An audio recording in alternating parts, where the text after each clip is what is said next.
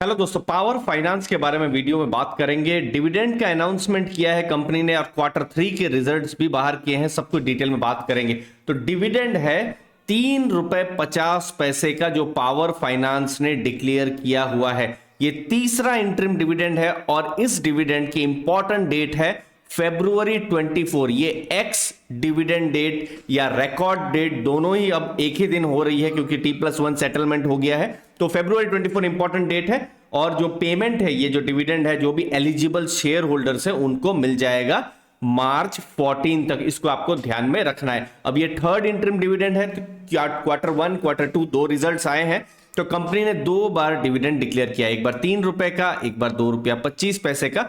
तो टोटल ₹5.25 का ऑलरेडी जो भी एलिजिबल शेयर होल्डर्स है उनको पैसा मिल चुका होगा। अभी का डिविडेंड अगर आप ऐड कर देते हैं तो ₹8.75 का डिविडेंड होता है, विथ एक्सपेक्टेशन कि क्वार्टर 4 और जो फाइनल जो डिविडेंड है वो भी आ सकता है, क्योंकि कंपनी की हिस्ट्री रही है फाइनल डिविडेंड भी डिक्लेयर करने की। अभी जो शेयर प्राइस है कुछ 140 के आसपास में है। तो ये 6% से ऊपर की अभी के जो डिविडेंड है उसकी यील्ड आ रही है। तो रिजल्ट्स कैसे रहे हैं उसको ध्यान में रख देते हैं। प्रॉफिट्स की बात करेंगे। हाईएस्ट एवर प्रॉफिट दोस्तों, एक क्वार्टर में 3 महीनों में 3,000 करोड़ से ऊपर का प्रॉफिट किया है। 26% प्रॉफिट इंक्रीज किया है। अब कंपनी का मेन जो बिजनेस है वो क्या है? पावर सेक्टर में लोन देना। ये पॉजिटिव भी है, थोड़ा नेगेटिव भी है, क्योंकि एक लोन अगर खराब हो जाए तो बड़े एनपीए भी आ सकते हैं। लेकिन वो जो एनपीए के डेटा है मैं थोड़ी देर के बाद बताऊंगा। लेकिन जो डिसबर्समेंट की अगर हम बात करें तो 9 महीनों में डिसबर्समेंट लगभग 47,000 करोड़ का किया है, जो कि पिछली बार अप्रैल से दिसंबर 2021 में 34,590 करोड़ का यहां पर डिसबर्समेंट था। तो ये कुछ इंपॉर्टेंट नंबर्स हैं।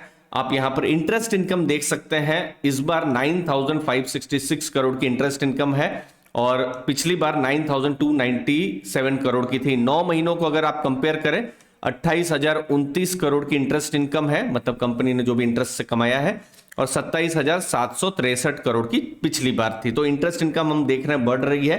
प्रॉफिट्स की बात करें तो स्टैंडअलोन नंबर्स हैं। 3,005 करोड़ का प्रॉफिट है, जो कि अक्टूबर से दिसंबर 2021 में 2,380 करोड़ का प्रॉफिट था। अगेन अप्रैल से दिसंबर 2021 मतलब पिछला financial year total profit 7,412 crore का था और इस बार प्रॉफिट 8,113 करोड़ का है। तो ये कुछ आंकड़े हैं जो बता रहा है कि कंपनी के रेवेन्यू बढ़ रहे हैं, इंटरेस्ट इनकम बढ़ रही है, प्रॉफिट जो है वो भी बढ़ रहे हैं, क्वार्टरली भी बढ़ रहे हैं और पूरे 9 महीनों के साथ भी अगर हम कंपेयर करें तो बढ़ रहे हैं। ये है वो आंकड़ा जिसके लिए थोड़ी सी चिंता भी रहती है। आप देख सकते हैं फाइनेंशियल ईयर 19 में, मतलब 2019 मार्च की मैं बात कर रहा हूं, उस समय में नेट एनपीए 4.55% था और ग्रॉस एनपीए 9.39% था। इनफैक्ट ये बहुत ही डिफिकल्ट टाइम था फाइनेंशियल कंपनीज के लिए, इनफैक्ट बैंक्स के लिए भी बहुत डिफिकल्ट टाइम था, क्योंकि एनपीएस बढ़ गए थे उस समय में। इंफ्रा पावर सेक्टर में बहुत सारी बैंक्स ने एनपीए का सामना किया हुआ था। लेकिन आप यहां पर कंसिस्टेंसी देख सकते हैं कि एनपीए गिर रहे हैं और अभी अगर आप टोटल नेट एनपीए देखेंगे 1.19% है, जो कि बहुत हद तक स्टेबल कहा जाएगा। देखिए, कोई भी बैंक में हमको 0% एनपीए नहीं मिलेगा। जो सबसे स्ट्रांग बैंक है, जिसका सबसे एनपीए अभी तक मैनेजेबल है, जैसे एचडीएफसी बैंक है, उनका 0.4 के आसपास ही है।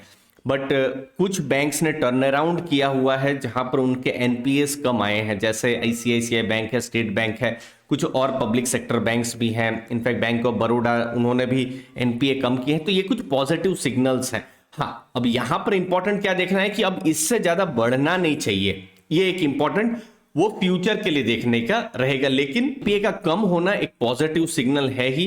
ये दिसंबर तक के लेटेस्ट डेटा है। ये गवर्नमेंट लगभग 56% ओन करती है, बाद में म्यूचुअल फंड्स, एफआईआईज दोनों मिलाकर भी एक अच्छी खासी यहां पर होल्डिंग है। और अगर आप पावर फाइनेंस का डिविडेंड कोई देखेंगे तो डिविडेंड यील्ड जो है, जो फिक्स डिपॉजिट है, उनके रिटर्न से ज्यादा हो ही रही है। जैसे अभी का भी अगर आप ऐड कर लेते हैं तो 6% से ऊपर की यील्ड है। एक्सपेक्टेशन भी है कि एक और डिविडेंड मिल जाए। पिछले फाइनेंशियल ईयर भी उन्होंने ₹12 के आसपास का डिविडेंड दिया था, जो कि स्ट्रांग डिविडेंड था। तो ईपीएस अगर आप देखेंगे, ये तो खैर दिसंबर एंड का डेटा है, बट इंपॉर्टेंट है बुक वैल्यू को देखना। तो बुक वैल्यू अभी है 247 की, जब ये दिसंबर एंड का है। शेयर प्राइस है 140, तो प्राइस बाय बुक अगर आप देखेंगे 140 को 247 के साथ डिवाइड करेंगे, 1 से भी कम है, जो कि बहुत ही इंटरेस्टिंग एक बुक वैल्यू है। बुक वैल्यू बहुत ही कम यहां पर हमको देखने को मिल रही है पावर फाइनेंस के बिजनेस में।